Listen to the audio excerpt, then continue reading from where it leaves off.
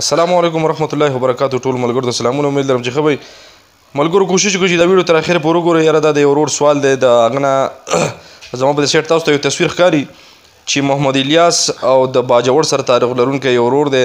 د ده نه د 125 موټرسایکل چې کوم یادېږي یعنې 125 د هغې موټرسایکل کاغذونه د ورور نه گزار شوي دي.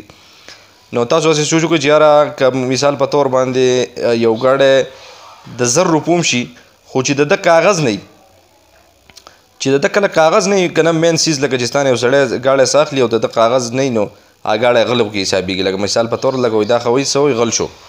نو که مثال په طور د دې ورور دا موټرسایکل د 1,00,000 روپو ولین دی، خو بلکې چونکې د ده سره کاغذ نشته چې کاغذونه ترې گزار شوي دي، نو ټولو ملګرو ته خواست یاره د دې په دې سیټ تاسو چې دا کمپیوټر ښکاري په دې سکرین باندې دا د ده د انجن او چیسس وغیره د کوم دی، تاسو ټول به پرې پوهېږئ چې یاره د موټرسایکلو کې دا کوم دغه چې چیسس نمبر وغیره چې کوم دی دا د دې ورور نه دا گزار شوي دي. نو په دې سکرین د سره بیا دا یو نمبر هم ښکاري. کوشش وکړئ یاره که دا د چا په لاس هم ورغلي او د دې ورور نه نوم دی محمد الیاس د باجوړ سره تعلق لرونکی دی. د سفر کوو د پېښور نه تر د مانسیرې پورې په دغه منځ کې چې کوم ځایونه نور راځي په دغه ځای کې د دی و چې زما نه دا کاغذونه بېدرګه شوي دي یعنې گزار شوي دي. د پېښور نه د مانسیرې پورې پر دغه سفره پورې د پېښور نه تر مانسیرې پورې، نو په دغه کې چې خوا او شا کې علاقو کې که چېرته دا چا موندلي وي، نو کوشش وکړي چې یاره دا دې ورور ته دی وایي چې یاره ما ته د سلیپ د دې موټرسایکل د دې کاغذات چې کوم دي د دې نقل صرف هم ما ته راکړي چې یاره زما دا موټرسایکل لږ ګزارو کې بیا یې زه خرڅومه.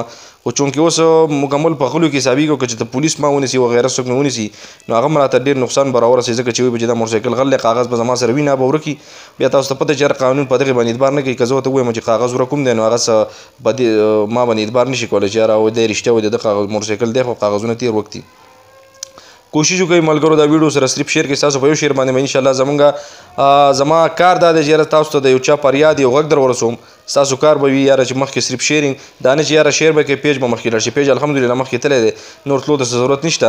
خو د دې ورور ډېر د ورځو نه ماته لګي چې یاره زما دپاره یو اواز اوچت کړه چې یاره که دا کاغذات د چا په لاس ورغلي نو چې زما ته حواله شي. په دغه نمبر د دې ورور سره رابطه وکړئ چې چېرته د کاغذونه د چا په لاس ورغلي.